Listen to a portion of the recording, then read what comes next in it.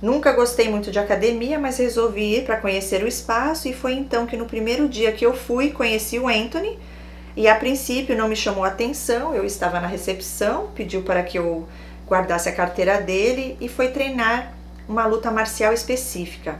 E eu fiquei vendo-o treinar, auxiliando o professor responsável, juntamente com um monte de criancinhas, e aquilo me chamou a atenção e eu pedi para participar.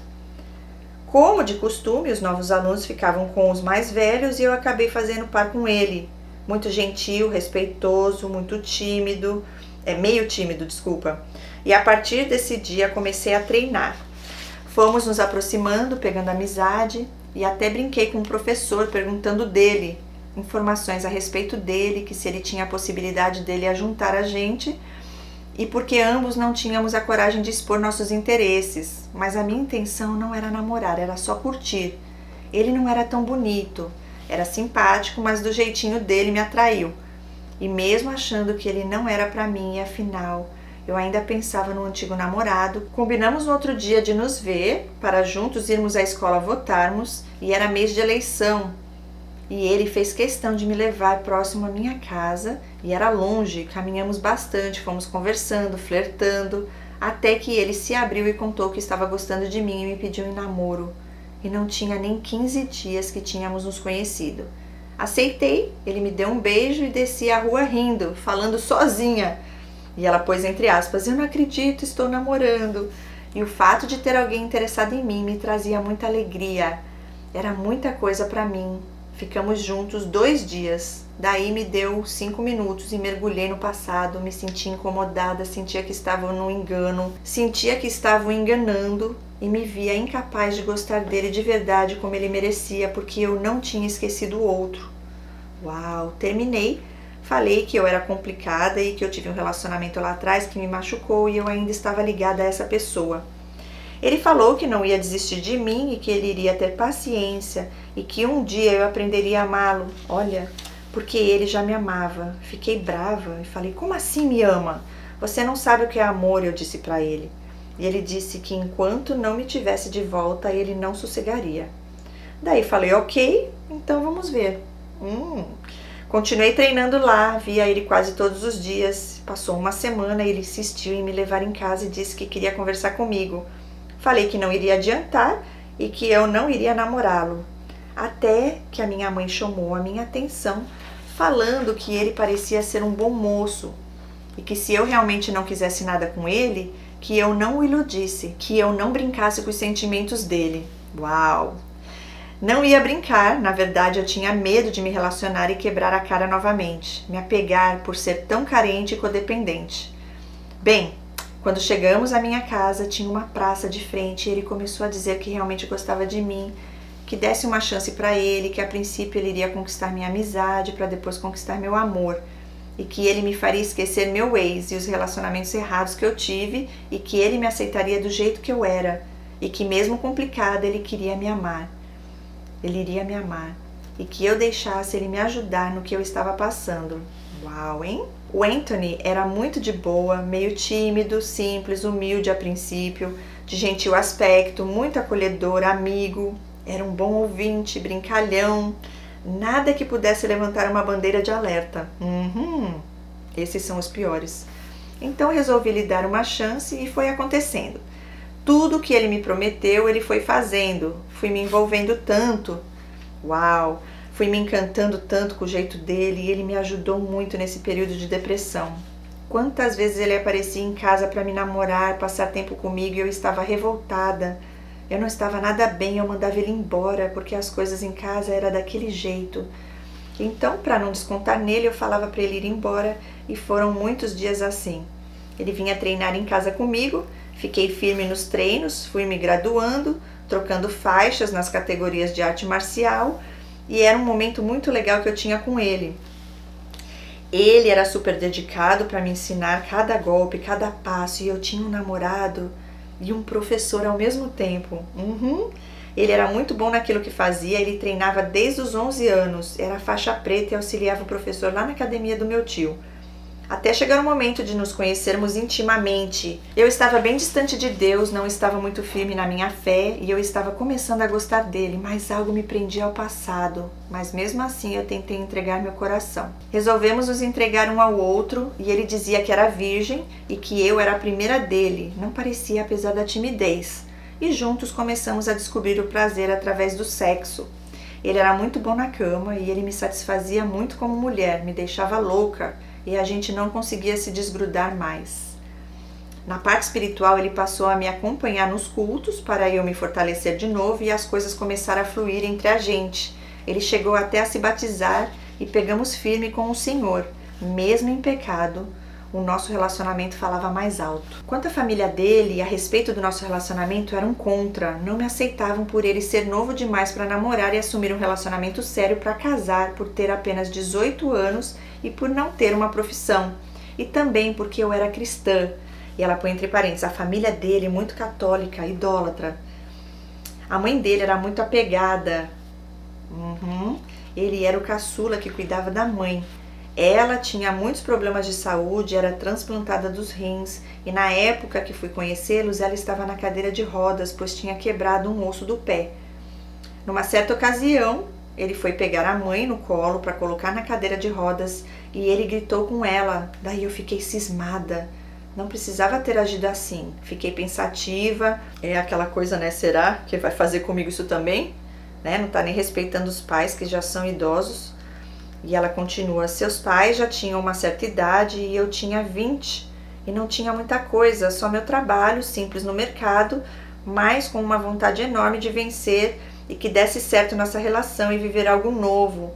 E meus pais também não queriam, principalmente a minha mãe, porque ele não tinha profissão e trabalhava na feira com o pai dele. Ela tinha vergonha dele, ela dizia que quando a gente viesse embora para o interior, que eu tinha que encontrar um fazendeiro rico e não esses pés de chinelo sem futuro, desse jeito. Mas eu não ligava para o que ele tinha, eu nunca liguei para isso. Para mim eu pensava mais no caráter que a pessoa podia ter, exato. Então o que ele me apresentava ser era mais importante que a posição e dinheiro, ok? E a gente ia correr atrás de crescermos juntos, conquistar as nossas coisas. Nessa época eu passava um inferno em casa com a minha mãe, não tinha paz. E eu embalei nesse namoro para esquecer os problemas de casa. Foi bom, mas no fundo eu não conseguia estar na relação por completo, por estar com a mente conturbada por coisas que passavam na minha cabeça, com o passado, e então era uma forma que eu tinha de camuflar a dor, o alívio, né? Meu sonho sempre foi me casar e construir uma família, mas eu queria ter uma família de verdade, saudável, sem brigas e sem fachadas. E eu achava que com ele seria possível. Em 3 meses de namoro, ficamos noivos num total de 8 meses casados. Ele também não queria perder tempo porque ele via o que eu passava com a minha mãe e ele queria me tirar de lá o quanto antes. E eu também vi uma possibilidade de viver a minha vida e sair daquele ambiente tóxico. Mas nesses meses minha mãe me perseguiu o quanto pôde. Eu tinha os enxovais guardados bem antes do Anthony chegar. Ela falava que eu não ia ficar com ninguém porque eu era ruim. Uau! Passou a pegar meu enxoval para usar. Brigamos feio. E ela me destratava muito e nas nossas brigas eu falava que ia contar para o meu pai tudo o que eu sabia. Olha, tudo o que eu sabia. E ela falava que ia contar para o meu pai que eu já era a mulher do Anthony. Porque mesmo ela sendo daquele jeito, eu tentava ser amiga dela, contava meus segredos, só que depois ela tinha mania de jogar as coisas na minha cara e de me humilhar para os outros. Exato. Não dá pra contar nada, não. Prudentes como as serpentes é que na época você não sabia, né? Um dia meu pai veio conversar comigo me perguntando por que eu queria casar tão rápido e se eu estava grávida. Porque ela foi me denegrir pra ele. E eu me senti tão constrangida, chorei na frente do meu pai falando que não estava grávida. E minha mãe não perdia tempo de me deixar mal. Eu contei para ela que tinha saído com o encarregado do mercado e não contei os detalhes e nem a situação, porque tudo que eu contava ela usava contra mim. E ela, em tom de deboche e felicidade, me disse, você é igual a mim, errou como eu, nunca vai ser feliz. Tá repreendido em nome de Jesus. Vai sofrer como eu sofri. E ela jogou essa praga em cima de mim. E ela põe em negrito: já foi repreendido, está repreendido em nome de Jesus, porque eu viverei e serei tudo aquilo que Deus determinou ao meu respeito, e eu viverei o melhor dessa terra. Yes! Poderosa de Deus, linda, amo, amo. E ela diz: nesse tempo estávamos nos preparando para ir embora para outra cidade do interior. A empresa que o meu pai trabalhava estava de mudança para lá, então, para não se desligar da empresa, ele ia acompanhá-la. Disse para mim que se eu estivesse grávida eu não ia poder morar com ele e que não aceitaria mesmo eu me casando mais tarde com o Anthony, e que até lá eu iria ter que encontrar um lugar para ficar. Foi uma conversa bem desagradável que me machucou muito. Minha mãe me expôs para o meu pai e eu quis mesmo quanto antes me casar para sair de lá. Mudamos para o interior, deu tudo certo e o Anthony teve uma oportunidade de trabalho e passou a trabalhar junto com o meu pai na mesma empresa. Começou a morar com a gente até nos casarmos, e esse era o plano, mas a minha mãe começou a suborná-lo, tipo, ele comia demais, tinha que ajudar com mais dinheiro. Pessoal, falei que ia contar pra vocês o que acontece de trás dos bastidores, né? Ok, acabou então agora a segunda bateria, estou na terceira e assim que eu terminar a terceira, né, assim que terminar a terceira bateria aqui, daí eu vou dormir e eu continuo amanhã. Vamos lá, ela parou aqui na parte onde ela diz que foram morar com os pais, né? Porque mudaram para essa outra cidade. O Anthony foi trabalhar com o pai dela e ela diz: fomos morar com eles até a gente se casar. E esse era o plano, mas a minha mãe começou a suborná-lo. Tipo, ele comia demais, tinha que ajudar com mais dinheiro. O que a gente comia era diferente dos meus irmãos. Detalhe, meu irmão trabalhava na mesma firma e se mudou também. Na verdade, a gente alugou uma casa grande e fomos morar todos juntos. Meus pais, eu, minha irmã e Anthony na parte de cima e o meu irmão, esposa e filha na parte de baixo.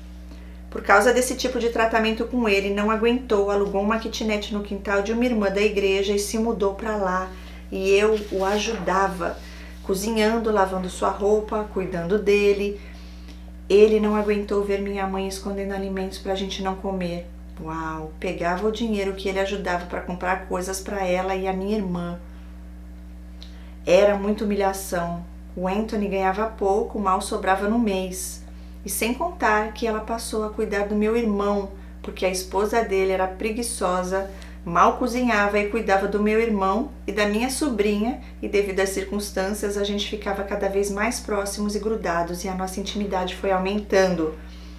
Eram esses momentos que a gente tinha de prazer, fazendo algumas loucuras, transando para esquecer os problemas. E aí ela diz: aqui, Cris, já foi aberta a porta para a fornicação e eu não conseguia parar mais. Agora isso passou a ser a minha prática diária, na igreja servindo a Deus, mas com a brecha na minha vida, pecando novamente. Casamos, no dia do meu casamento, para variar, eu estava brigada com a minha mãe. Casei só no civil, porque os meus pais não moveram nada para eu casar de noiva, que era o meu sonho. Eles não se puseram a me ajudar com nada, e o meu pai até que quis, mas ela não permitiu. Foi totalmente diferente do que eu sonhava. Meus sogros não foram no nosso casamento, somente 2 irmãs dele com seus maridos nos honraram. Eles eram em 8 irmãos e foi um fiasco. Mas a gente só queria cair fora e passar a viver nossa vida. Durante esses 8 meses que a gente namorou e noivou, ele passou a conhecer a minha família e ele via tudo o que acontecia e me prometia que iria me fazer feliz e que eu não ia mais passar humilhação. E que ele iria cuidar de mim e que eu não iria mais chorar e que tudo ficaria bem. No início, 1000 maravilhas, mas eu não estava bem, meu estado se agravou, me deprimi ainda mais. Comecei a ter surtos de choros e alucinações, tinha mania de perseguição, sentia uma opressão muito grande e não tinha paz. Peguei um psiquiatra, filho da mãe do SUS, que zombou do meu estado e disse que eu não tinha nada e que eu sentia era tristeza e que ia passar. Uau, devia ser outro narcisista, hein? Recorri ao Senhor mais uma vez, porque quando eu me casei e me vi ali longe da família, eu comecei a sentir muita raiva da minha vida e do que eu tinha passado. E tudo aquilo ruim que guardei por anos, das coisas que me fizeram, eu descontei no Anthony. Uau! O primeiro ano foi muito difícil. Cris, nenhum momento Deus me desamparou, me abandonou e eu não deixava de buscá-lo e ir aos cultos. E um dia fui convidada a participar de um ministério que havia na igreja da assistência social e ali Deus foi trabalhando na minha vida e acalmando meu coração. Eu passei a servir meus irmãos e necessitados através dos dons que Deus havia me emprestado e isso foi uma terapia para mim. Foi algo que moveu a parte espiritual na qual estava aprisionada. O Anthony era muito calado na dele, era carinhoso, mas ao mesmo tempo frio. Ele tinha dificuldade de me olhar nos olhos, eu deitava no colo dele, ficava olhando para ele e ele se incomodava, virava o meu rosto e pedia para eu deitar e continuar assistindo TV. Era de pouca conversa e agora não tinha mais paciência de me ouvir. Já me cortava e falava para eu ser direta e objetiva. Ele era muito trabalhador, muito esforçado e o fato da minha mãe desprezá-lo fez com que ele traçasse um objetivo para esfregar na cara dela que ele tinha valor. Uau! Passou por várias etapas dentro da empresa até chegar lá em cima num cargo de confiança. Eu o admirava, ia trabalhar de bicicleta, era bem longe o trabalho, ele se desdobrava para pagar as contas e não deixava faltar nada. Como ele ganhava pouco, fomos ajudados pela família dele que abençoou nossas vidas com alimentos diversos, não nos faltava nada. Em contrapartida, os meus diziam que a minha vida não era a das melhores, já que eu tinha do bom e do melhor na casa dos meus pais e o Anthony só podia me dar pouco e pingado. Para mim, a nossa vida estava boa, servíamos a Deus, estávamos estudando música para entrarmos na orquestra e ele tocava violino e eu órgão. Vivíamos com o que tínhamos, um dia ele teve convulsão e tivemos um susto muito grande, mas graças a Deus ele ficou bem. Dizia que aquilo ocorreu porque estava passando muito nervoso na firma e que estava estressado e descontente de morar no interior. Ele queria voltar para a cidade dele, mas eu não queria e daí começaram as discussões. Ele dizia que eu não o apoiava, que ele deixou do sonho dele de ser atleta de arte marcial porque assumiu compromisso comigo, que ele não nasceu para ficar preso numa firma e que não era essa a vida que ele tinha sonhado para ele. E que ele odiava a cidade do interior. Ele pegou uma raiva dos meus pais e começou a me impedir de ir lá, enchia minha cabeça com conselhos e que eu já tinha me casado para me livrar deles e porque eu continuava a ir lá e me relacionar com eles, sendo que eles não me amavam e que minha mãe só amava meus irmãos. Ele não se dava bem com o meu pai na empresa e o meu pai era chefe dele e ambos brigavam muito. Então isso começou a atrapalhar bastante. Ele chegava do serviço nervoso e descontava em mim. Nessa altura, eu só queria viver em paz com os meus pais e irmã. Minha mãe já tinha se mudado para outra casa e o meu irmão para outra. Eu tinha esperança que as coisas melhorariam e que Deus pudesse trabalhar na vida da minha mãe, também do meu pai e agora, depois de casada, ter um relacionamento amigável. Mas mesmo assim, ele se incomodava de eu ir lá, porque era difícil para ele me acompanhar. Parecia meu pai com a minha mãe, lembra, Cris? Bom, falava pra mim, você não aprende mesmo, só vai lá pra ser humilhada, até parece que você gosta. Põe uma coisa na sua cabeça, eu sou a sua família e eu amo você, e eles não te amam. E isso me deixava perturbada, deprimida. Quando eu pensava que ia melhorar, piorava. Os abusos eram muito sutis. Ora me reprimia, ora me adulava, e ele começou a controlar minhas amizades. Eu não podia ter amizade com ninguém. Não podia levar ninguém na minha casa e quando levava ele flertava com as minhas amigas, ficava com gracinhas. Nas conversas entre os poucos amigos que tínhamos, ele em forma de deboche e brincadeira fazia piadinhas, tirava sarro de mim e me constrangia na frente deles. Falava do meu gênio e o quanto eu era difícil e se colocava lá em cima. Falava mal da minha família e ficava falando dele, se engrandecendo. Ele não deixava me aproximar das irmãs dele, ter amizades com elas, e ele me proibia de falar as coisas que aconteciam em casa, e acredito que por isso me isolava de todo mundo, achando que eu fosse contar o que ele fazia comigo. Essa parte é forte, hein? Já ouvi isso várias vezes, em relatos também, em atendimento, e isso acontece muito dentro de relacionamentos abusivos. Vou até repetir, ele me proibia de falar as coisas que aconteciam em casa.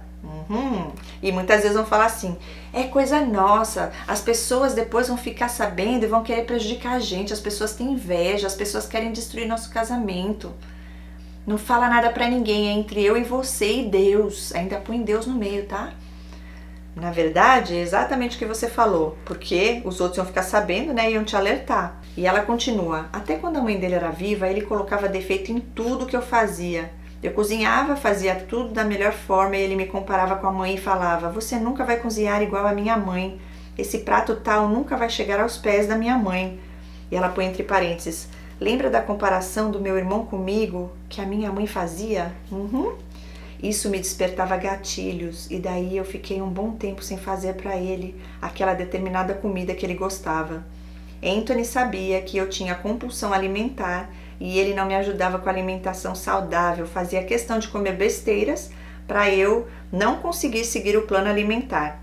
Nunca tinha dinheiro para comprar os alimentos que eu necessitava, frutas e legumes e outros alimentos, e ele tirava sarro e dizia que eu nunca ia conseguir emagrecer e que eu não tinha força de vontade, olha, e que eu era uma draga e que não parava de comer. Tinha vergonha de eu ser gorda. Na época, quando o conheci, eu tinha emagrecido feito tratamento, mas devido à depressão comecei a engordar novamente. Quando andávamos na rua, ele não pegava na minha mão, andava na frente e me deixava para trás, e andava rápido para dificultar minha caminhada. Na parte financeira, não era nosso dinheiro, era o dinheiro dele, porque eu não trabalhava e quando começava a trabalhar ele queria cuidar do que eu recebia. Desse jeito. Ele tinha uma boa administração quanto à parte financeira, mas era mão fechada, pão duro.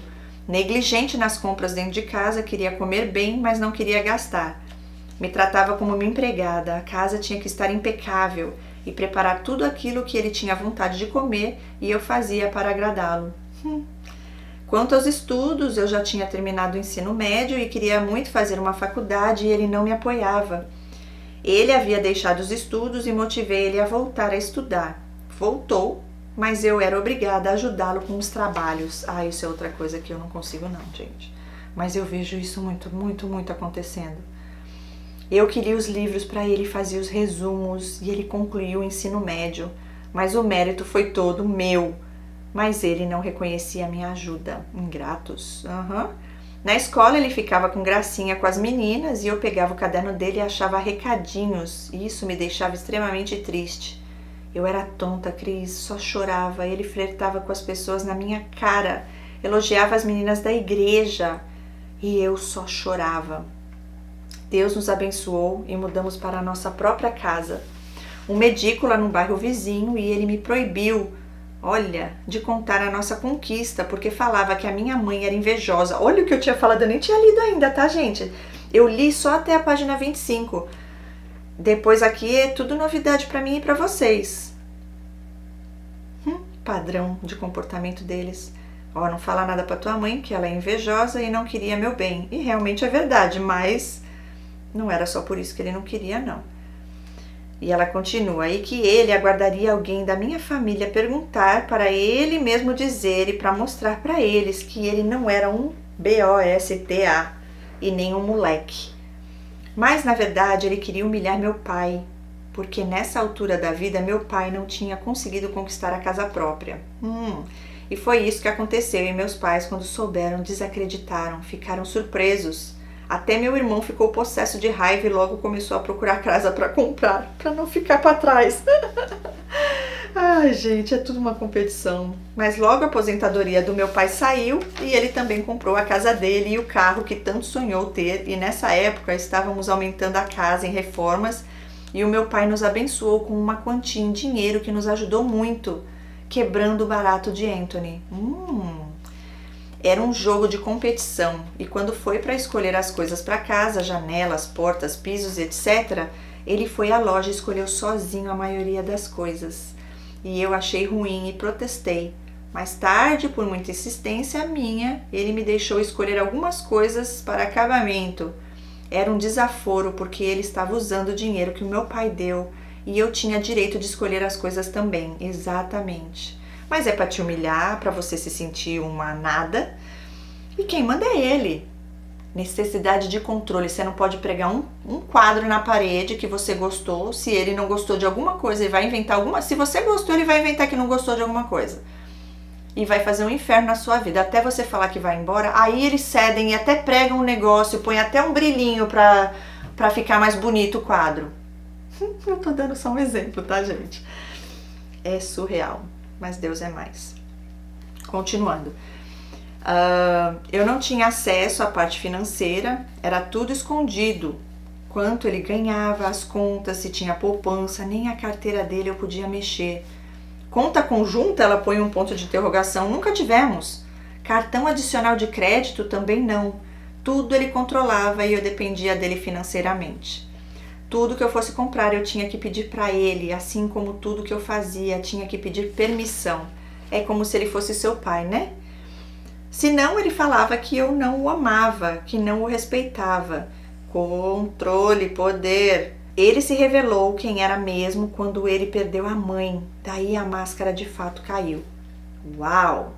Isso mexeu muito com ele. Nós já estávamos casados há mais de 6 anos. Se não me engano, mais ou menos foi isso. E não tínhamos filhos. Era uma coisa que a gente queria muito, mas eu não conseguia engravidar. Eu tinha um tipo de esterilidade e meus óvulos não amadureciam, não vingavam. E quando vingavam, demoravam muito para isso acontecer e eu sofria de muitas hemorragias. Quando a mãe dele faleceu, ele me culpava que eu não tinha prestado para dar um filho para ele e que a mãe dele não teve a oportunidade de conhecer o neto ou a neta. Ah, não, gente. Que eu estraguei tudo e que agora em diante pouco importava a vida dele, porque a mãe dele era a vida dele, era tudo que ele tinha e que agora ele não tinha motivos mais para viver. Mas eu dizia que eu era a família dele, que por mais que fosse difícil, a gente precisava seguir em frente e lutar pela nossa família, nosso casamento. Mas ele dizia que nada mais importava, nada era mais importante que a mãe e que nunca eu ia entender a ligação que eles tinham. Me senti um nada, sem valor. Era o que ele queria, né? Tudo aquilo que ele me disse, que me amava, que queria me ajudar, queria me fazer feliz e que me trataria diferente dos demais, ele acabou comigo ali. Já falou isso lá atrás com essa intenção, tá? Ele me comparou de novo com a mãe e colocou o nosso amor no lixo. Na verdade, ele matou e sepultou junto com a mãe dele. E ele teve dificuldade de superar o luto, entrou numa depressão profunda e não quis ajuda. Não quis se tratar e nesse processo ele se amargurou, se fechou e se tornou a pessoa mais fria e calculista, sem sentimentos, até o semblante dele mudou. Uau, que interessante isso, hein?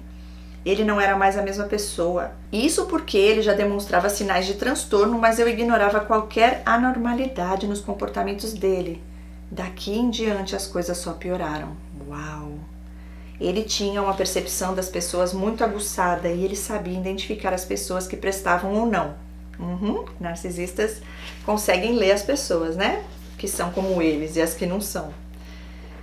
E ela diz, as que eram mau caráter ou não, ele fazia um raio-x da pessoa e era batata. Ele dizia que eu era muito ingênua, muito boazinha, muito besta e que eu amava demais as pessoas. Dizia que eu aceitava e me importava com todo mundo e que eu tinha que ser igual a ele, não se apegar a ninguém. E ele falava assim, amigo? Ponto de interrogação. Que amigo?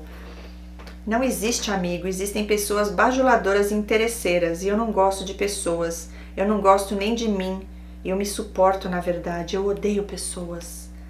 Eu achava ele falso, hipócrita, porque em casa ele era uma pessoa fria, grossa, estúpida, insuportável e lá fora ele demonstrava ser a melhor pessoa do mundo, as pessoas amavam ele, adoravam ele, mas era tudo mentira.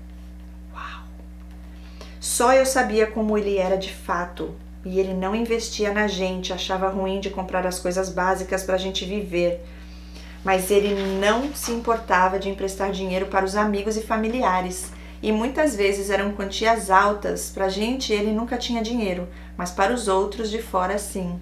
Gente, isso eu vejo muito também. É para você sentir um lixo, né? Que você não é importante. Todo mundo é mais importante do que você. E a família de vocês, porque para ele nada disso importa, né?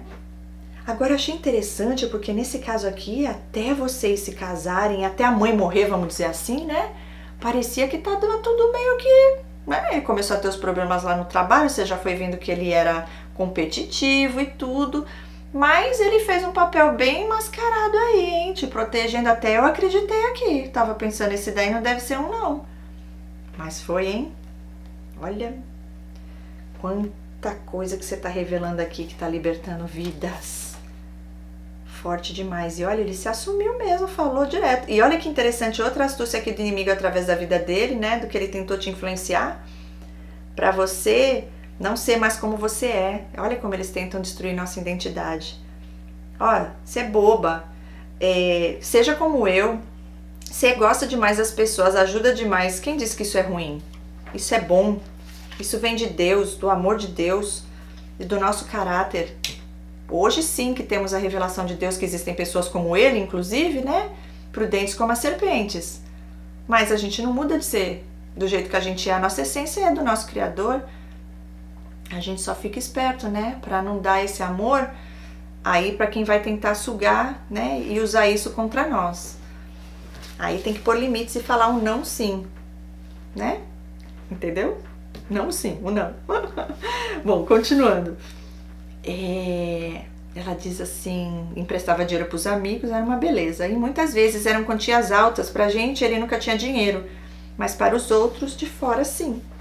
Quando recebíamos pessoas em casa, muitas vezes ele me puxava para o fundo da casa para que eles achassem que não havia ninguém e para irem embora. Outras vezes não tinha como, recebíamos ele, fazia uma cara que não estava a fim de receber ninguém. E daí, quando ia receber as pessoas lá no portão, vestia um personagem. Era gentil, tratava bem, um sorriso no rosto. E daí começava a conversar e jogar a conversa fora e dar risadas altas e me mandava fazer um suco ou um café para a visita. E quando iam embora, fechava a cara, sentava no sofá e ficava ali como uma estátua sem expressão assistindo TV. Um dia minha irmã me enviou mensagem perguntando se ela podia vir me visitar e falei que sim, estava com saudades dela e fazia tempo que não a via. Quando ele ficou sabendo que ela viria, surtou. Ele surtou falando que eu não tinha que decidir sozinha receber as pessoas porque ele estava cansado e não queria fazer sala para ninguém, que era domingo e não era dia para receber visitas. Era a minha irmã, mas nem por isso ele ficava de boa. Quando minha irmã foi embora, ele falou que se eu fizesse aquilo de novo, sem avisá-lo, que ele iria me punir. Meu Deus, não dá, né? Bom, é porque, como eles são uma farsa, ele tinha que fingir ser o que não é, a máscara, né? Então, assim, eles não gostam de pessoas. Ele mesmo falou pra ti. Então, assim, eu vou ter que fingir pra ela, eu não tô com saco, né? E aí quem paga é você, a culpa é sua, não é dele não, tá? Não é ele que é um farsante. E aí ainda te ameaça, hein? Se fizer de novo, vai ser punida.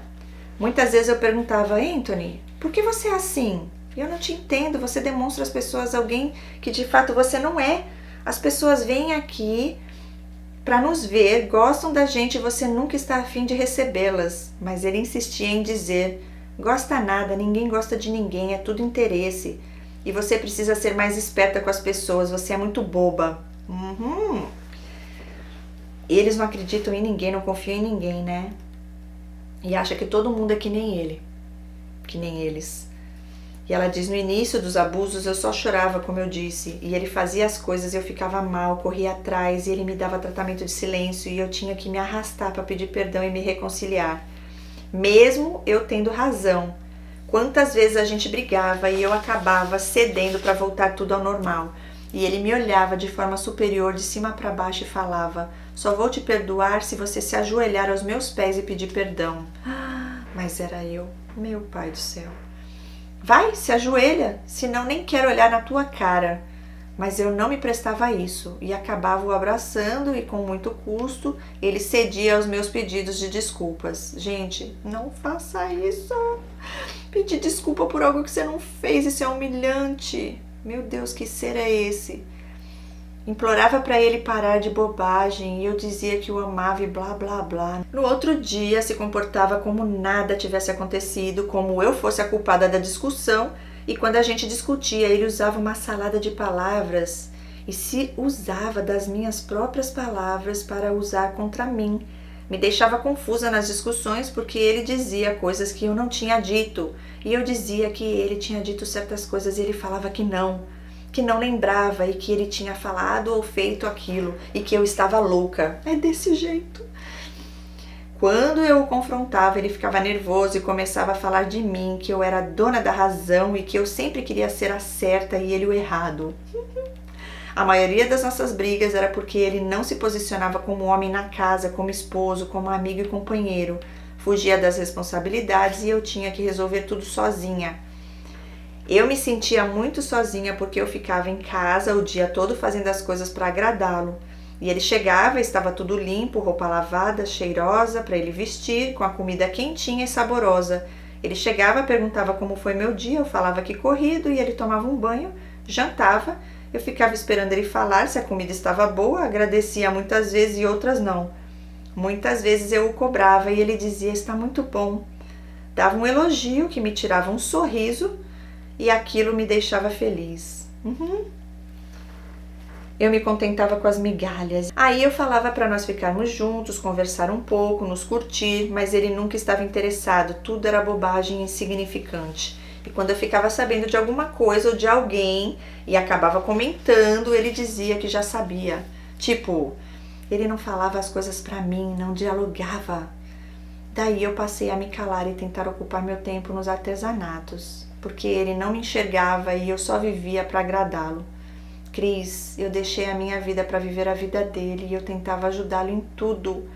Ele tinha parceria da minha parte, mas eu era como uma empregada dele, que resolvia as coisas para ele todo momento e ele tinha uma vida muito cômoda. Eu era mais mãe dele do que esposa e não restava nenhum tempinho para mim. E eu fui me largando.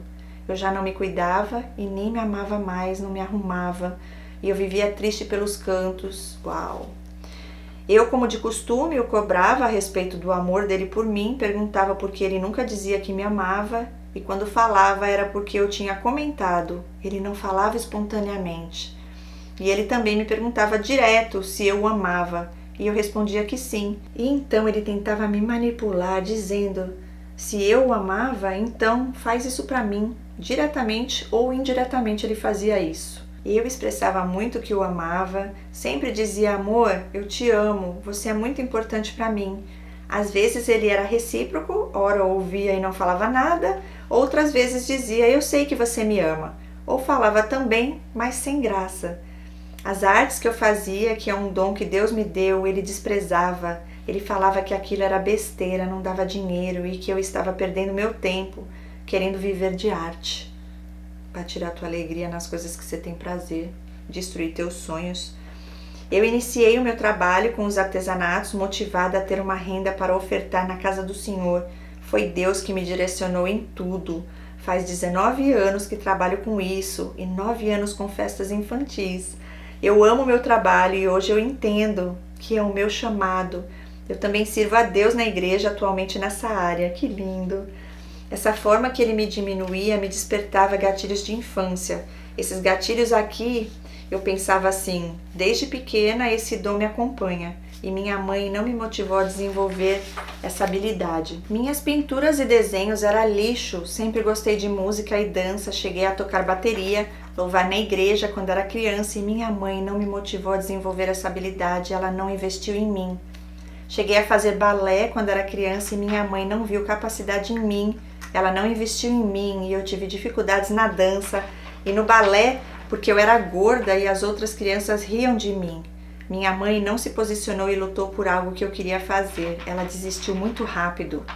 Eu só queria que ela estivesse lá e falasse, você vai ser uma dançarina. A sua obesidade não te impede de ser quem você quer ser na vida.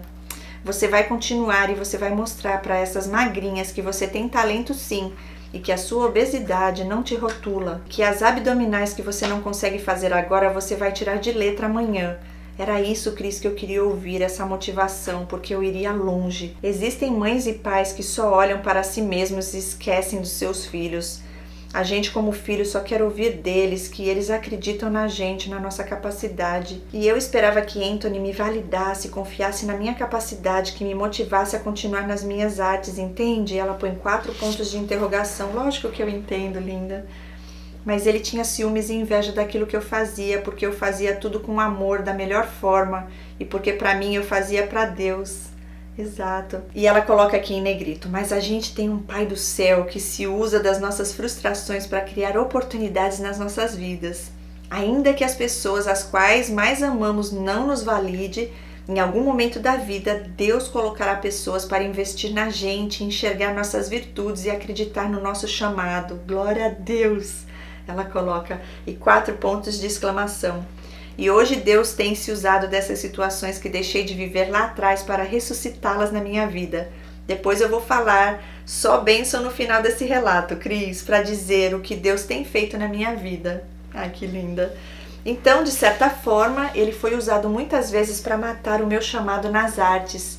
E eu não tinha ideia do propósito do Senhor na minha vida hoje. Uau! Mas lá atrás o inimigo fez de tudo para matar isso na minha vida através dele. Exato. Só que tinha uma força muito maior que a minha, que me fazia continuar e nunca desistir. Era Deus comigo todo o tempo, todo momento. Eu nunca tive apoio dele e quando ajeitamos a casa aqui, porque é a mesma casa que eu vivo ainda, minha casa é grande, então eu deixei um quarto para o futuro bebê, se viesse um dia, né? E o outro cômodo eu montei um ateliê para trabalhar. Ele dizia que era um quartinho de bagunça e que eu só tinha lixo ali dentro. Mas quando ele percebeu que Deus estava me abençoando, eu tinha o meu salário, ele começou a botar os olhos e querer administrar o meu negócio. Ah, mas é desse jeito. Seres. É claro que não permiti. E esse foi outro motivo que começamos a brigar, porque ele alegava que eu era individualista, egoísta, e que eu não queria juntar meu dinheiro com o dele. Ah, agora o dinheiro é nosso. Ai, eu não me aguento. O nosso dinheiro, quando é para pagar algo, o dinheiro é nosso, né? Quando é dívida, né? É tudo nosso, porque aí você tem que participar. Agora, nos lucros, principalmente quando é só ele que trabalhava, é dele, né? E você lá, pedindo as coisas, se humilhando como se fosse ele, o seu pai, falando com uma filha, uma criança, te tratando como uma criancinha, né? Desobediente. E ela diz, Cris, ele nunca me comprou uma calcinha, nem para colocar para ele nas horas de intimidade. Era difícil me dar presentes. Isso quando lembrava das datas importantes, sem contar que estragava todas as datas comemorativas, Natal, Ano Novo. Ele fazia questão de me fazer chorar e estragar o meu dia. Detestava aniversários, até mesmo os nossos. E quando queria fazer um bolinho para as crianças, ele não queria deixar. Alegava que era besteira e que gastaria muito. Ou se fizesse, só nós na casa podíamos comemorar. E eu não podia chamar meus pais, meus irmãos e amigos. Passei muita raiva fazendo festas de aniversário e ele infernizando. E ele um dia me contou que nunca teve uma festa de aniversário e que quando ele e os irmãos faziam aniversário, o pai comprava um sacão de salgadinho e refrigerante e dava para eles. Era essa a festa deles. Talvez fosse o motivo do recalque, mas impedir de eu fazer a festinha da minha filha é demais. Exato, concordo contigo, é mesmo. Sem contar que o trabalho dele era mais importante do que qualquer outra coisa. Então, o meu trabalho só passou a ser bem visto quando ele viu que eu estava ganhando razoavelmente. Só que eu investia comigo e com a Dominique nessa época das vacas gordas, porque eu não esperava por ele, porque senão faltavam as coisas em casa, roupa e calçado para minha menina. Ele, com raiva, se acomodava e não fazia a parte dele como homem da casa. Como ele via que eu fazia as coisas e supria, ele só socava dinheiro na poupança e eu não sabia. Vou te contar algo que ele fez comigo. Essa acabou comigo e não consigo esquecer. Cris, ele era estranho, parecia que ele tinha toque. Quando ia fechar a porta, checava mais de 3 vezes, virava várias vezes a maçaneta da porta para garantir que estava fechada. A mesma coisa fazia com as janelas, portão e botijão. Falava sozinho e fazia a gente checar também antes de sair de casa. Ele ia ao banheiro fazer suas necessidades, lavava a mão e ficava cheirando-as para ver se estava fedendo fezes. Ai meu Deus, toda vez era assim. Que ele se comportava e vinha com umas brincadeiras sem graça, querendo colocar os dedos no meu nariz para eu cheirar os dedos dele para comprovar se não estava fedendo de fato. Ai, que nojo! Vinha com essas conversas nada a ver, falando que o sonho dele era tirar as calças e peidar na minha cara. Ah, não. Ai, que cara ridículo, né? E ele ria, Cris, ria debochadamente. Coitado, infeliz. Ai, se alguém fala isso pra mim, meu Deus. e me perguntava se eu iria realizar o sonho dele, se eu iria deixar ele fazer isso. Nossa, dá pra sentir, hein? O ódio que ele tem de você. Tinha aí de você, hein? Humilhante. Ficava ameaçando fazer isso e muitas vezes na frente das pessoas para me intimidar e me envergonhar. E ele começava a falar sobre esse assunto e dizia que tinha um sonho para realizar. E se eu já tinha falado pro pessoal, e eu olhava feio para ele. Eu não acreditava que ele estava falando aquilo e começava a rir e desconversar. Ninguém entendia nada, mas eu estava entendendo o deboche e a humilhação. Muitas vezes, deitado ou sentado, ele vinha com o pé no meu nariz e falava para eu cheirar e dava risada na minha cara. Ai, que cara nojento. Podre. E um dia, deitados no quarto assistindo o filme de boa, ele tirou as calças como de fato falou que faria, ficou de pé na cama e se inclinou com a bunda na minha cara. E eu dei um empurrão e falei: eu não acredito que você fez isso. Me respeita, eu sou sua esposa e mais, eu sou filha e serva de Deus. Deus vai te cobrar muito por isso que você fez. E ele dava gargalhada até chorar. E eu chorei horrores e fiquei muito magoada com a atitude dele. E eu não consigo esquecer essa cena por tamanho desrespeito. E ela fala: me desculpa, Cris, estou chorando, já volto. Olha, eu vou falar. Isso aqui chega até a ser... Ai, como eu posso dizer? Dá até negócio de ler um negócio desse. Como são porcos, né? Porcos pobres de espírito, no sentido de podre mesmo. Pra te humilhar, rindo da sua cara, né? Os demônios que habitam nele, uma legião aí, hein? Graças a Deus, eu creio que você tá livre disso, meu Pai do céu. Ai, mas são tão imaturos. Eu não sei nem dizer a palavra certa, porque isso é tão... O que leva alguém a fazer isso, né? Não dá, não entra na minha cabeça, não dá. Eu teria vergonha de ser um ser desse, né? Imagina se passar por esse papel, eu acho que eu filmava, aí eu mandava pra todo mundo. Que lindo, ia ser todo mundo vendo lá ele de bunda, né? Peluda, provavelmente, ia ser lindo pra ele. Continuando, depois desse acontecido, eu voltei a conversar com ele a respeito desse comportamento e ele dizia que não tinha feito aquilo. Ah, não. Dizia que eu sonhei, que eu estava inventando. Por isso que eu falo, é melhor filmar, né? Você ia ter a prova. Capaz mesmo de você mostrar e ia falar que não era ele, não. Ele dizia que eu estava inventando, que era coisa da minha cabeça e que foi aí que eu comecei a duvidar das coisas que ele fazia contra mim. Eu duvidava da minha sanidade mental e eu não tinha certeza mais se ele tinha feito ou era de fato coisa da minha cabeça. Sumia dinheiro meu, objetos, e eu ficava doida, nervosa procurando, e eu tenho certeza que ele pegava meu dinheiro e minhas coisas para mexer com o meu psicológico. Com certeza, esse aqui é bem desse nível. Um gaslight aí forte, hein? Ele entrava no meu ateliê, pegava materiais meus sem autorização para usar, sumia cadernos, canetas, materiais escolares. Muitas vezes ele pedia dinheiro emprestado, falava que ia devolver e não devolvia, só para não mexer no dinheiro dele. Cris, eu passava noites em claro trabalhando, fazendo minhas encomendas para ter algum recurso para comprar coisas para minha filha e não depender dele. E eu perdi a minha saúde varando madrugadas para ganhar o meu dinheiro e comprar as coisas para mim e para minha filha. Trabalhei muito. Sempre fui uma mulher esforçada, trabalhadora, mas a minha saúde estava indo embora e eu não tinha uma pessoa para cuidar de mim.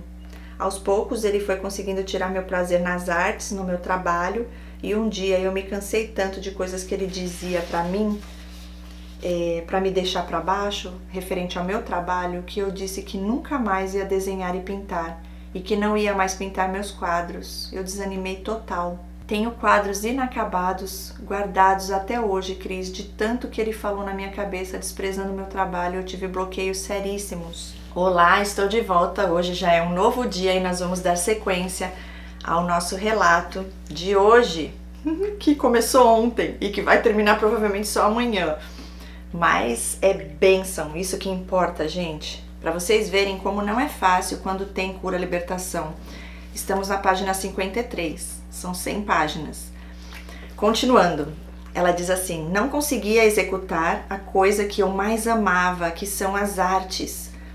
Meu trabalho precioso, ela declara. Cheguei a fazer terapia para vencer esses bloqueios, mas até hoje tenho dificuldades de ir ao ateliê e iniciar um projeto. Com muita oração, o Senhor tem me ajudado e ainda vou me ver novamente fluindo nessa parte. Olha só, eu quero falar sobre isso rapidinho para vocês entenderem como é real isso, gente. Um dia eu me posicionei e falei, eu vou fazer faculdade, vou meter a cara e fazer. E ele falou que não ia me ajudar a pagar. Eu falei que ia me virar porque eu tinha como pagar. Entrei para a faculdade de artes toda feliz e o primeiro ano consegui pagar, daí engravidei da Dominique. Tranquei a faculdade e fui viver o sonho de ser mãe. Eu orei muito a Deus por esse motivo e esperei 10 anos para ela vir. Era o meu sonho, era o sonho dele, ele dizia pelo menos. Não sei não, ela diz. Não sei não, eles não têm sonho, né? Sonho deles é destruir os outros, sonho dos outros. E ela diz, Deus ouviu minhas orações e foi um favor alcançado nas mãos do Senhor. Das mãos do Senhor. Dominique foi muito esperada e desejada por todos, inclusive por mim. Esperei a palavra de Deus se cumprir na minha vida. E mesmo o Senhor sendo tão presente, Anthony não enxergava a mão do Senhor sobre nossa vida. E ela pergunta, entende? Entendo. Agora eu quero parar rapidinho sobre a parte do ateliê, sobre a parte do seu dom artístico. Eu passei por isso com uma amizade, e isso não vem só da amizade mais próxima, o inimigo vai usar todos que ele puder para tentar desanimar você. Como? Tomando o teu tempo, sugando a tua energia, trazendo distrações, coisas legais que sabem que você gosta de falar ou de fazer. E aí, com o tempo, eles vão drenando tanto a tua energia, tanto, que você começa a não ter mais força para fazer as coisas que realmente você ama e que você gosta, e que você tem dom e que é algo de Deus para sua vida. Agora eu quero falar uma outra coisa também para você que escreveu o relato. Muitas vezes Deus permite que essas coisas saiam da nossa vida, né? Porque Ele tem algo melhor e maior para a gente viver. E eu tô curiosa para saber o que foi. No seu caso, se ele restituiu, restaurou, né? No caso, esse seu dom, no sentido de estar de novo tendo energia e motivação para continuar, mas eles fazem desse jeitinho, gente. É desse jeitinho. Até você perder a vontade de ir para a igreja, eles conseguem. Porque eles drenam, eles ficam tirando a paciência e reclama disso e reclama daquilo que a gente fala, ai meu Deus, vai ser pior eu ir porque depois eu tenho que ficar ouvindo. Então fica em casa, fica em paz. Só que você está se anulando, né? Você está deixando de viver a sua vida. Mas eu já passei por isso, é desse jeito mesmo, gente. Mas eu digo uma coisa, quando é de Deus, no sentido ali, se Deus não permite, eles não têm poder nenhum, tá? Eles podem tentar o que for. Mas se Deus permite, no meu caso eu vejo que é porque Ele tinha algo melhor e maior para viver, para minha vida, né? Vamos continuar aqui. Então ela parou com a faculdade para realizar esse sonho de ser mãe. Deus honrou ela e ele não dava valor, não consegue ver que foi Deus abençoando. Eles não veem nada, não existe gratidão ali. E ela continua, por isso que eu falo que é algo espiritual, Cris, porque em meio a esses comportamentos dele, eu conseguia conversar com ele das coisas de Deus e tentar fazer ele se voltar para o que era certo. E ele acabava falando coisas sem perceber de como ele se sentia, de como ele realmente era. Tipo, se eu falasse, por exemplo, por que você é assim? Por que você se comporta assim, Anthony? Não tem motivos para você me destratar, me xingar, me humilhar. Ele falava que gostava de me ver nervosa, de me ver chorando, descontrolada. E eu perguntava para ele, mas por quê? Isso me faz mal, me deixa triste, por que você faz isso comigo? E ele me olhava como se estivesse atravessando na minha alma com um olhar de ódio, raiva, e não dizia nada. Outras vezes ele dizia que queria ser como eu, que o meu jeito de ser feliz, alegre, irritava ele, e que ele não conseguia ter o relacionamento que eu tinha com Deus, e que ele ia na igreja e não sentia nada, e que ele ouvia a palavra, mas não sentia, não surtia efeito nenhum na alma dele, e que ele estava lá para esquentar banco. Falava que ele era um monstro, e que havia um vazio e uma ânsia de morte dentro dele, um desespero que nunca cessava. Uau! Olha, ele abriu bastante com você e eu dou glória a Deus por sua vida, por você estar aqui compartilhando, porque é mais confirmação pra gente. Outras vezes ele sentia muita raiva e inveja quando Deus me visitava, quando eu falava em línguas e Deus me usava de alguma forma. Cris, teve uma época que eu estava bem fortalecida no Senhor e que eu buscava o Senhor no meu secreto, investia no meu relacionamento com Deus e foi nessa época que eu fui mais atacada por Ele. Ele queria de todas as formas afetar o meu relacionamento com Deus e tentava me contaminar, me condicionando a repetir os comportamentos dele. Se ele mentia, ele queria que mentisse. E se ele falava mal das pessoas, ele queria que eu falasse. E se ele administrava mal o tempo dele e não buscava a Deus, ele queria que eu desse prioridade nas coisas fúteis, como assistir filmes e maratonar séries. E eu queria ler a palavra, orar, estar em adoração. Cris, não sou fanática, mas Deus é tudo para mim. Olha, tudo que eu passei, se eu não estiver aos pés do Senhor, me armando da sua armadura, eu estou perdida, porque Satanás faz de tudo para eu cair. Ah, ele faz com todos nós. Não é fácil não. Deus é mais. E ela fala, então eu não brinco de ser crente, eu levo a sério meu relacionamento com Deus e isso sempre o incomodou. Glória a Deus por sua vida. Ai meu Deus, que testemunho lindo, poderoso. Na área espiritual, na parte espiritual, ele fazia de tudo para me atrapalhar na caminhada e arrancar as minhas forças. Então ele falava muitas coisas para me ferir mesmo, porque ele queria entrar na minha mente para que eu me revoltasse contra Deus e o deixasse de lado. E passasse a ter uma vida buscando os meus próprios interesses e não os de Deus. Exatamente. Chegou um tempo que ele quis ditar a forma de eu falar, de me comportar, de agir, de me vestir, de como eu devia tratar as pessoas, de como eu devia adotar um modo de vida dele, que era a certa maneira de viver. Só que não, né?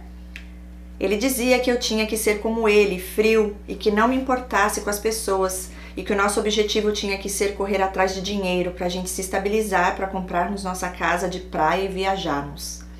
Tinha momentos que ele conversava comigo e falava, vou ensinar você a se dar bem. Sabe aquele jeitinho brasileiro, Cris, que induzia a fazer coisas erradas e desonestas? Sei.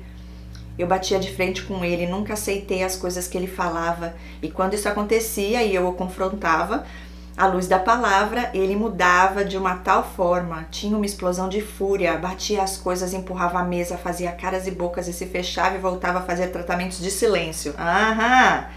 Isso era constante. Imagino a tua luta, hein? Todas as vezes que ele me via alegre, eu tinha costume, e até hoje tenho. Eu acordo, abro todas as janelas para entrar a claridade, coloco em adoração e ele ficava incomodado até fazer eu desligar. E eu não podia louvar a Deus com a minha voz, o incomodava.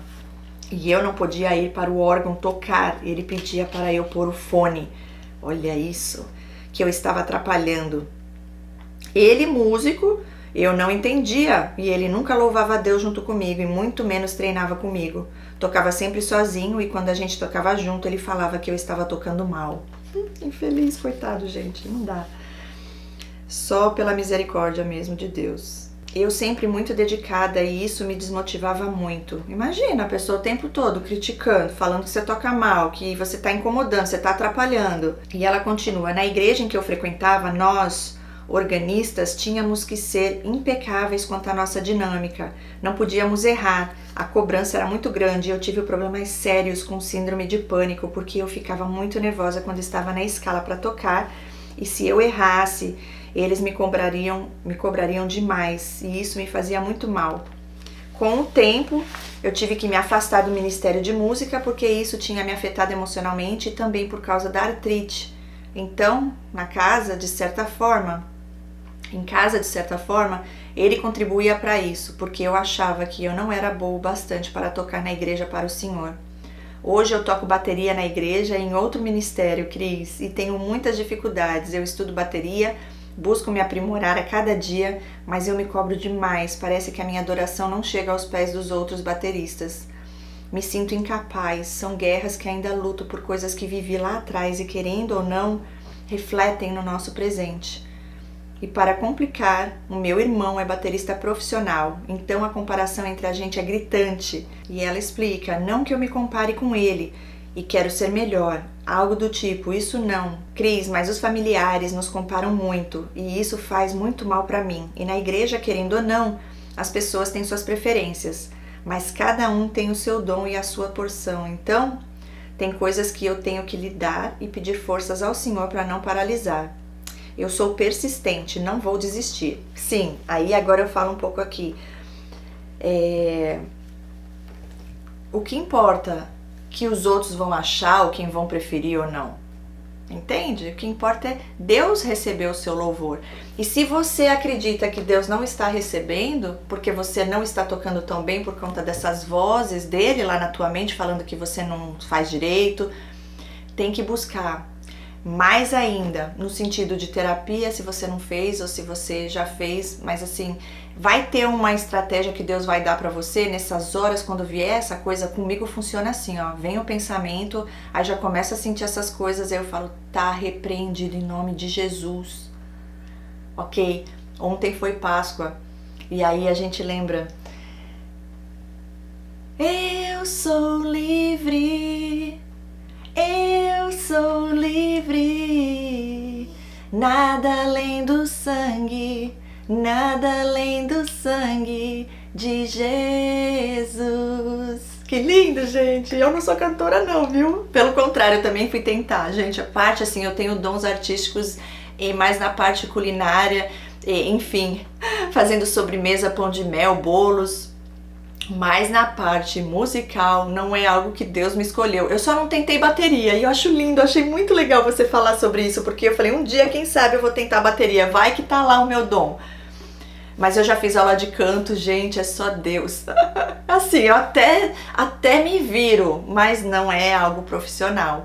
Então, assim, eu admiro quem tem o dom e fico com o meu, né? Que é mais na parte dos bolos e, enfim, esse tipo de arte. Agora você tem outros dons. E o da música, onde Deus te usa no louvor, né? Mas você não precisa ser a melhor. E se os outros te comparam, o problema está nessas pessoas. O que importa é Deus receber, e eu sei que eu tenho certeza que Ele está recebendo. Sim, isso daí são coisas que ficaram de sequelas, mas Deus vai restaurar cada uma delas. É só repreender em nome de Jesus, busca terapia e Deus acima de tudo. Você já está fazendo isso, logo logo você está liberta de mais esse transtorno aí que colocaram, né, na tua mente. Bom, continuando.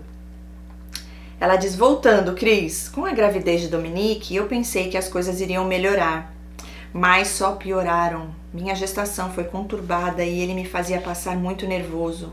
Minha gravidez foi de risco, tive complicações da cesárea. Olha, quase peguei uma infecção, tive hematomas por toda a barriga e os médicos não podiam abrir. Fizeram uma incisão pelos pontos da cesárea. Uau, uma abertura para sair aquele sangue pisado e eu menstruava pela barriga. Meu pai do céu, era muito sangue que saía. Meu pai. Passei muito nervoso e ele não permitiu minha mãe vir cuidar de mim. Passei os 40 dias de dieta sozinha durante o dia com a bebê e à noite ele me fazia companhia e me ajudava com as tarefas de casa. Foi muito difícil, mas teve momentos de muita paz nesse período e ele me deu uma trégua, mas eu ficava sempre alerta. Foi difícil, Cris, lidar com a maternidade. Era meu sonho, mas foi bem difícil. Mas o Senhor me sustentou. Dominique foi crescendo, ela era muito amada e ele tinha um apego a ela fora do normal e não deixava ninguém chegar perto. Controle.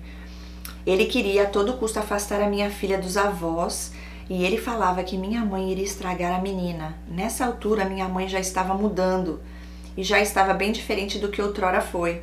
Mas ele não queria que a minha filha tivesse contato com ela. Era muito desgastante para mim essa proibição. Minha filha amava muito a minha mãe.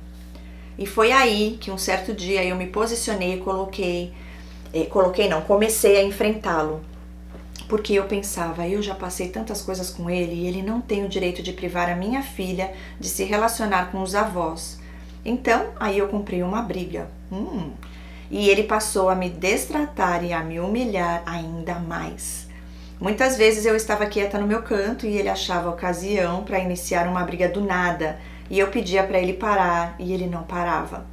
Ou, através de brincadeiras sem graça, tirava sarro de mim na frente da minha filha para normalizar para ela aquele comportamento. E eu dizia, para, me respeita, eu não gosto que você me trate assim. E ele não parava. Contava historinhas para minha filha e escolhia personagens para me referir e me atacar sutilmente. Falava do meu jeito, da minha aparência, era muito desagradável. E ele não parava até conseguir me fazer chorar, ou que eu reagisse perdendo o controle, partindo para cima dele ou jogando algo em sua direção, para depois me falar, você é louca, descontrolada. precisa de tratamento, e repetia esses abusos dia após dia.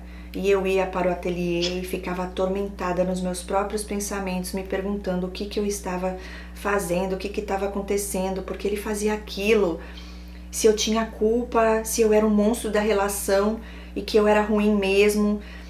E eu entrei num ciclo que parecia que eu ia perder a minha mente e comecei a ter perturbações sensoriais. Ouvia vozes, me sentia como se estivesse no lugar fora da realidade. Muitas crises de síndrome de pânico estavam fortíssimas, estava num verdadeiro caos. Gente, eu já passei por isso uma época da minha vida, não desejo a ninguém, e foi com uma amizade com uma narcisista, gente do céu. Psicopata aquela lá, viu? Mas Deus me tirou de lá, mas não foi fácil não. E sabe, linda, essas coisas Deus permite, sabe por quê? Porque Ele sabe que lá na frente a gente vai poder ajudar pessoas de uma forma ainda mais eficaz, porque a gente sentiu na pele o que é. Eu quase entrei em depressão 2 vezes, eu pude sentir o que é tá lá, para que eu possa ajudar melhor os meus pacientes. Para que eu possa também ministrar o curso falando sobre essas coisas para os alunos também poderem ajudar os seus pacientes através da minha experiência. Lógico que muito mais impactante, muito mais poderoso é quando você passou na pele aquilo. É que nem você buscar ajuda porque você saiu de um relacionamento abusivo ou tá num relacionamento abusivo com uma pessoa que pode ser psiquiatra, mas nunca passou na pele por aquilo. Sabe o que é o transtorno? Na parte da ciência, né? As características, mas não vai conhecer do espiritual, se não for uma pessoa de Deus, que tem essa revelação, e normalmente a revelação vem para aqueles que realmente viveram na pele isso daí. Então, eu creio que Deus permitiu você passar por essas coisas para você estar hoje aqui testemunhando. Muitas pessoas estão passando por isso, viu? Você pode ter certeza que você está levando cura e libertação. Deus é lindo, gente, como Ele é lindo. Continuando, minha casa era uma prisão onde eu era uma marionete na sua mão. E todo momento eu era condicionada a pensar que o problema estava em mim. Logo eu fui perdendo a vontade de viver, de levantar da cama. Eu só cuidava da minha filha porque não tinha outro jeito. Eu só chorava, e ela põe o A assim, vários As no final, chorava. E tentava encontrar um meio de me levantar. No meio de tudo isso, ele usava do sexo para se aproximar de mim e ganhar minha confiança novamente. Meu pai do céu, que revelador isso daqui.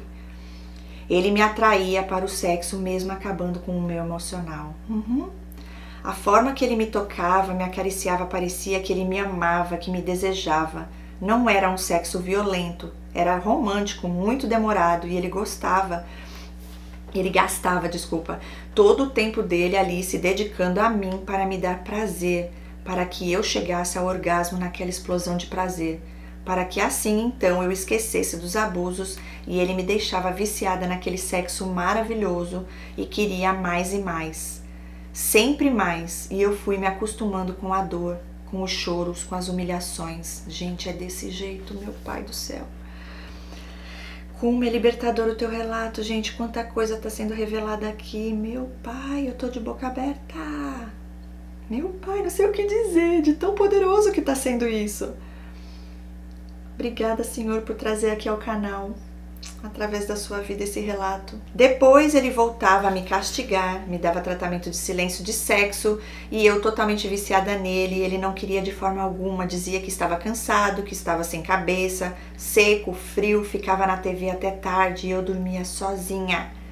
Ficava sozinha e ele ficava nos filmes pornôs, escondido, mas não deixava eu perceber e assistindo filmes de psicopatas, filmes bem pesados. Olha aí, já sabia que era um, né? Ok, de homens, ele assistia vídeos de homens e histórias dissimuladas para aprender, né? E quando eu ia procurá-lo, ele perguntava, você me quer? E ele dizia, então vai tomar um banhinho, porque assim não dá para encarar. E eu já tinha tomado banho, me preparado para ele, e eu tinha que ir tomar banho novamente e verificar se eu não estava fedendo, cheirando a suor ou algo parecido. Aos poucos ele foi introduzindo na minha intimidade o que ele via nos filmes. E de um sexo amável e romântico passou a ser mais selvagem. Adorava falar palavras chulas e obscenas que me despertava gatilhos dos problemas que eu já tinha com a masturbação e pornografia. E isso vinha à tona. Era uma guerra na minha mente. E ele queria ter relações por trás, mas eu não deixava. Isso acontece muito, gente. Eu comecei a ter relações com ele e no final eu chorava. E eu corria pro banheiro chorar. E era um choro sentido, sabe? Ele sabia que eu tinha sofrido abuso. E no começo do meu relacionamento com ele foi tão difícil me entregar, pegar confiança. E ali, depois de todas as nossas experiências na cama, ao mesmo tempo que ele me dava prazer, aquilo me causava sofrimento. E eu estava totalmente viciada nele. Ele não me procurava de forma alguma, ele esperava eu procurá-lo e me oferecer como uma vagabunda, uma prostituta, implorando o sexo viciante dele. E ele me fazia sentir um objeto de prazer dele, tudo que ele me proporcionava na cama era intenso demais. E eu me sujeitava às humilhações e controles. E eu não sei se sentia prazer pelo orgasmo que ele me proporcionava, que era intenso, e eu acabava aceitando tudo aquilo. Meu pai do céu, isso é diabólico. E veja bem, gente, como é aquela coisa do sapo, né, na água, em banho-maria, porque é aos pouquinhos. Foi tudo tão lindo durante tanto tempo. Eu não lembro quantos anos que você ficou, você não falou ainda aqui, né, eu creio, quantos anos você ficou casada com ele. Mas aí, quando você vê, você já não consegue mais sair, né? Realmente. Vamos lá, vamos continuar. Fui procurar terapia para me entender e então eu comecei a entender, porque eu achava que estava com problemas, que o problema era eu, e também busquei ajuda contra a obesidade. Embora ele gostasse de mim do jeito que eu era gordinha, estava me preparando para fazer uma cirurgia bariátrica. Eu passava pela psicóloga para entender o que estava vivendo, mas eu não me abria. Minhas conversas eram bem superficiais. Na preparação para a cirurgia, ele não me acompanhava nos exames e fisioterapias respiratórias. Ele pedia para um senhor, amigo nosso, irmão da igreja, me levar com a Dominique, pois ele tinha carro e aquele senhor começou a dar em cima de mim, muito discretamente. E eu achava estranho o modo dele me tratar, mas eu tinha dúvidas que fosse cuidado apenas. E ela põe: guarde essa informação. Pode deixar, tá guardada. Continuando, fiz a cirurgia. E ele não cuidou de mim direito no pós-operatório, não comprava as coisas para eu alimentar em cada etapa e tive que me virar naquilo que ele se propunha a comprar. E quando eu pedia determinado alimento, ele surtava e começava a gritar comigo que eu só gastava o dinheiro dele e que eu já estava dando gasto. E foi aí que, após 8 meses de cirurgia, eu descobri uma doença autoimune, a artrite reumatoide. Cheguei a perder 40 quilos e depois engordei 25 por conta das medicações que eu tomava para o tratamento da inflamação. Eu tomava muito corticoide. E eu não entendia porque aquela doença tinha se manifestado. Hoje eu entendo que ela tem fundo emocional. E ela se manifestou porque a ferida da alma era tão grande que manifestou no corpo através da doença. Meu pai do céu, gente, isso é real. Faz 11 anos que faço tratamento e foi uma das muitas sequelas que ele me deixou. Bom, Dominique foi crescendo. Quando ela tinha 3 anos mais ou menos, eu fui retomando ao meu trabalho com os artesanatos. E ela diz: voltando, sabe aquele senhor idoso que me levava ao médico para a preparação da cirurgia bariátrica? Passava em casa direto chamando a gente para ir cultuar, conhecer outras igrejas em outras cidades e muitas vezes Anthony ia comigo. E outras vezes eu ia sozinha com Dominique e outras irmãs. A gente pensava que ele, senhor amigo nosso, era uma pessoa caridosa, generosa, que gostava de ajudar. E um dia ele me ligou perguntando se podia passar em casa. Falei que sim, porque o Anthony estava em casa e eu não recebia ninguém sozinha. Ele bateu na minha porta, entrou e quando viu o Anthony falou que se soubesse que ele estava lá, ele não teria vindo. Eu achei estranho. O Anthony o cumprimentou e voltou para fora, pois estava conversando com o pedreiro que estava arrumando nossa casa, e eu dando sinais para ele ficar comigo na cozinha porque estava cozinhando. Insistentemente eu o chamei para ficar comigo, para não me deixar sozinha com ele.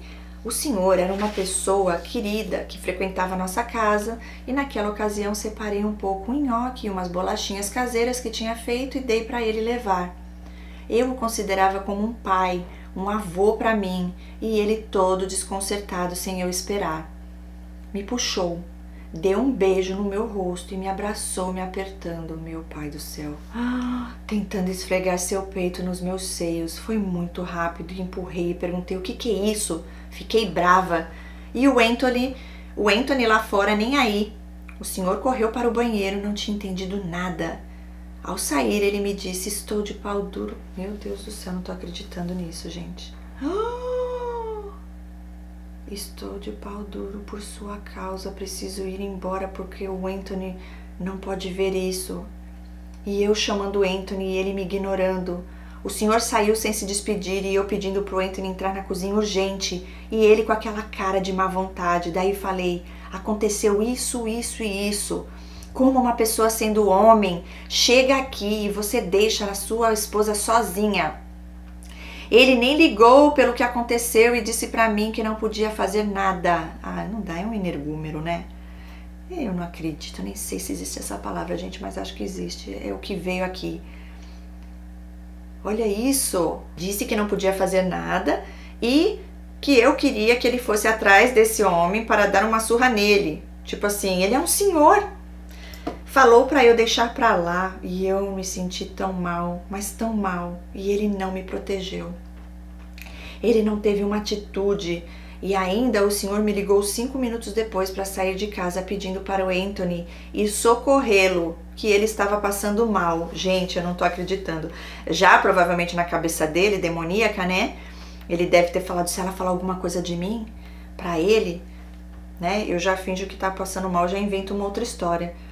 E ela diz: olha a situação, sabe, Cris, eu não tinha uma pessoa do meu lado que me amava, que se importava comigo. Ele era muito moleque, um cara sem atitude. Fico pensando no livramento que Deus me deu e se eu tivesse recebido ele sozinha com a Dominique, porque aquele senhor entrou na minha casa diferente, mal intencionado. Voltei a conversar com o Anthony e falei que ele era um banana. Ai, gostei, seu banana! E que eu não queria ver nunca mais aquele senhor e que ele se posicionasse dali pra frente. E graças a Deus nunca mais ouvi e soube depois de histórias horríveis dele, que ele era um aproveitador, meio maníaco sexual. Gente, uma pessoa dessa solta pelo mundo.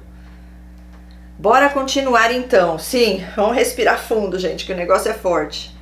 Comecei então a estudar para prestar concurso e buscar um trabalho que me desse estabilidade financeira. Tinha trancado a faculdade de artes, tentei voltar, mas agora precisava de ajuda financeira dele e ele se negou a me ajudar.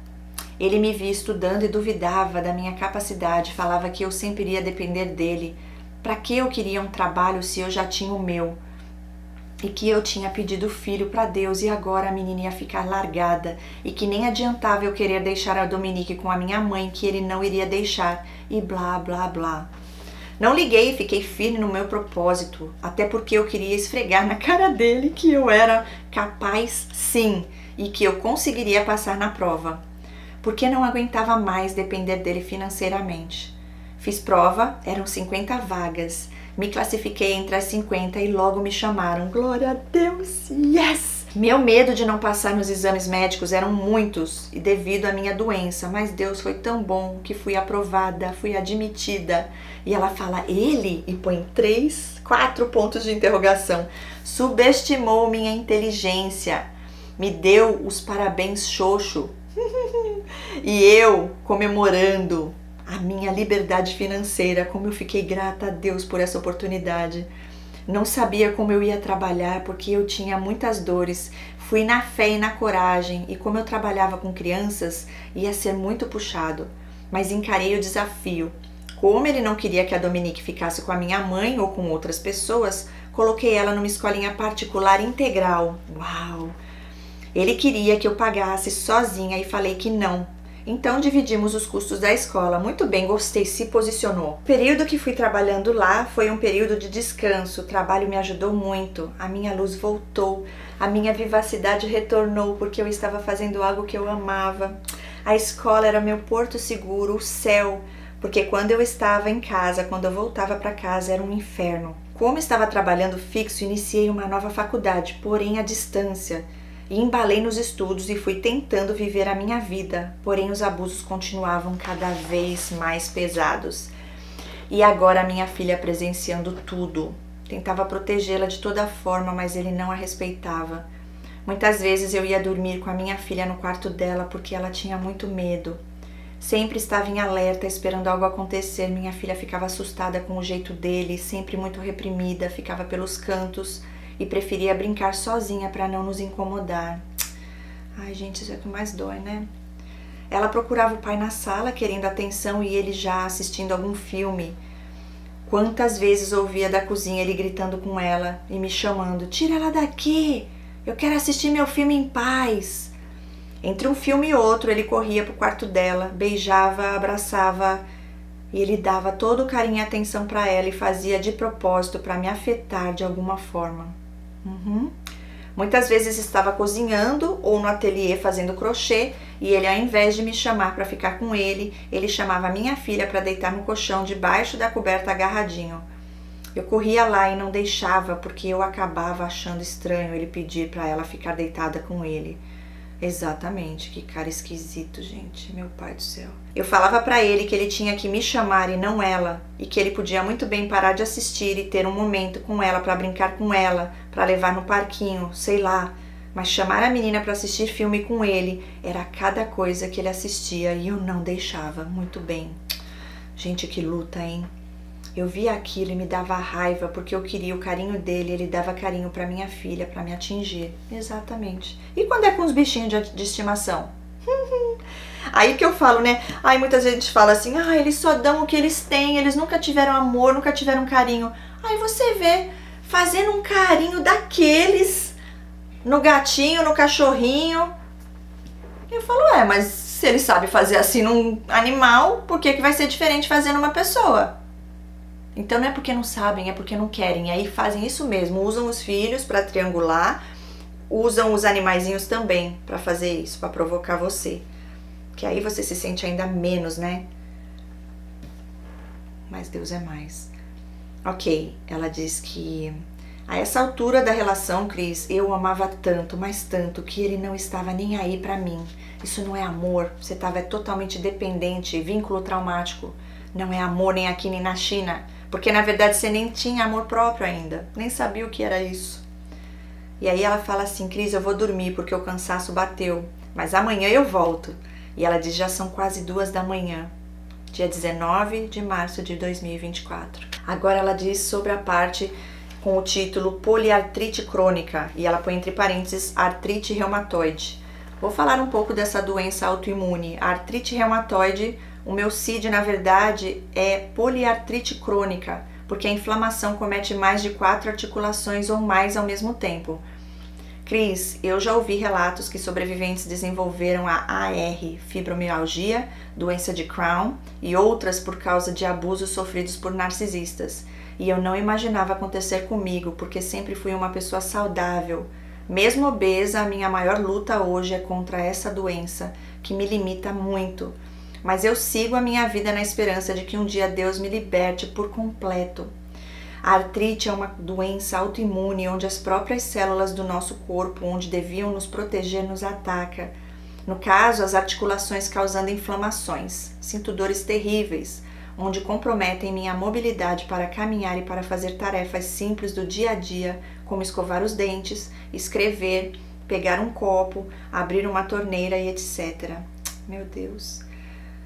Ela diz, acompanhada dela, tenho tendinites, bursites, síndrome do túnel do carpo, devido às medicações que utilizo como tratamento, tenho pressão alta e tenho deformação nos dedos das mãos. Hoje o meu tornozelo direito, mãos e pulsos são mais acometidos e é um desafio diário para lidar com essa doença. Gente, você é uma guerreira, hein? E escreveu esse relato todinho. Como Deus é lindo e cuida de nós. E ela diz, no período que ela se manifestou, Anthony não acreditava, achava que era fingimento da minha parte. Tinha vezes que ele me ajudava a me levantar da cama e caminhar comigo pelo corredor. Teve momentos que ele foi negligente e não cuidou de mim de forma correta. Me faltou apoio psicológico, medicações e cuidados adequados, e eu me tornei um peso para ele. A doença me comprometeu em tudo, até no sexo, que teve que diminuir por conta das minhas dores, pois eu tratava. Então, demorávamos para fazer e ele não me procurava de forma alguma, nunca. Ele preferia que eu o procurasse e me oferecesse. E como eu tinha engordado por causa das medicações, ele falava para mim, não falei que você não ia conseguir emagrecer, nem com a cirurgia? Nem com a cirurgia você conseguiu, hein? Você não tem força de vontade, não adiantou nada a cirurgia e ainda ficou doente com essa doença que agora você tem. Gente do céu, como é desumano essa gente, meu Deus. Cris, eu comecei a me cuidar porque eu fiquei muito ruim e eu precisava controlar essa inflamação para cuidar da minha filha. Quantas pessoas nesse mundo que estão com doenças autoimunes e não fazem ideia, talvez, de que vem, sim, de pessoas tóxicas, abusivas, que estão o tempo inteiro tratando a outra pessoa com desdém, né? Com indiferença, com desprezo, com rejeição e tudo mais. Isso afeta, sim, porque você começa a ficar numa confusão mental, como ela descreveu lá no começo. Sou eu, é ele, e que é isso, né? A pessoa nem sabe mais o que está acontecendo e ao mesmo tempo que ele trata mal, ele trata bem. A pessoa fica numa dissonância cognitiva, dependente dele financeiramente, aí ela tenta lutar para sair, tem independência dela, e ele fica tentando puxar ela para trás, para o fundo, junto com ele, mais e mais. Então é esse desgaste, essa luta, né, contra algo que tá ali para tirar tudo de você, sugar a tua alma. Literalmente é isso que eles tentam fazer. Compartilhem, gente, porque isso aqui é muito verdadeiro e libertador de certa forma, porque assim, às vezes você pode estar aí sofrendo já há anos, já podendo ver que tem coisas já não indo muito bem na tua saúde física, já afetando o teu físico. E aí você vai esperar até quando? É só orar, pedir a Deus, faz jejum, ora e fala, Deus me mostra, é pra eu ficar, me dê sinais disso, se não é pra eu ficar, se essa pessoa não quer mudar, se essa pessoa não vai fazer nada pra nada e tá aqui só pra me destruir, me tira daqui, Senhor. Me dá o que eu preciso pra sair disso. Ela já saiu, né, gente? Mas e quantas pessoas podem estar passando por isso ainda? Não espere chegar nesse nível, né? Ora que Deus vai te revelar. Continuando, ela diz, Cris, eu comecei a me cuidar porque eu fiquei muito ruim e eu precisava controlar essa inflamação para cuidar da minha filha.